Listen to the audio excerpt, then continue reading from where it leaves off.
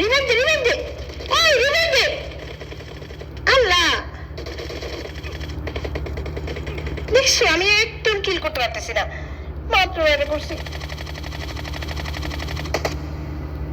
কিরে, তোর সাথে আমি কথা বলছি না, গেম হয় না, আমি হেরে যাচ্ছি। আম্মু আমার এই অর্ধেকটা শেষ করি, তোমার গেমের আলাপ আমি পরে করতেছি। হেরে গেলাম। আচ্ছা তোর কি হয়েছে বলতো দেখি? সারাক্ষণ লেখাপড়া লেখাপড়া লেখাপড়া ছাড়া কি আর কিছু নাই?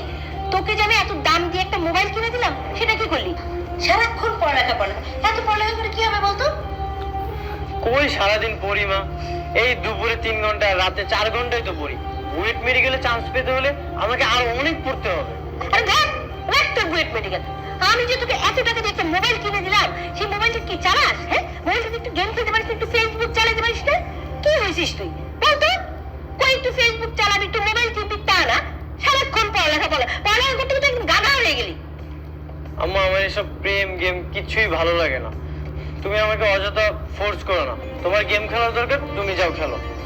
দেখ, তোকে কিন্তু আমি কোনো ফোর্স করি নাই, বুঝছিস? এই যে দেখ, গত পরশুদিন এমডি মাসুদ সাহেবের ছেলে প্রেম করে পালিয়ে বিয়ে করে বউ নিয়ে আসছে। যা, এমডি মাসুদ সাহেবের ছেলে পা ধোয়া পানি খায়, যা। তোর একটু দেখলাম না, না করলি প্রেম না কিছু না, একটু গেম খেলিস, জীবনটাকে কি বানায় রাখছিস বলতো দেখি? সারাক্ষণ পড়াশোনা পড়াশোনা, এত পড়াশোনা করে কি হবে বল?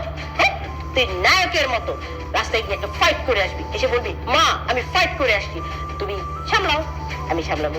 একটা মেয়ের সাথে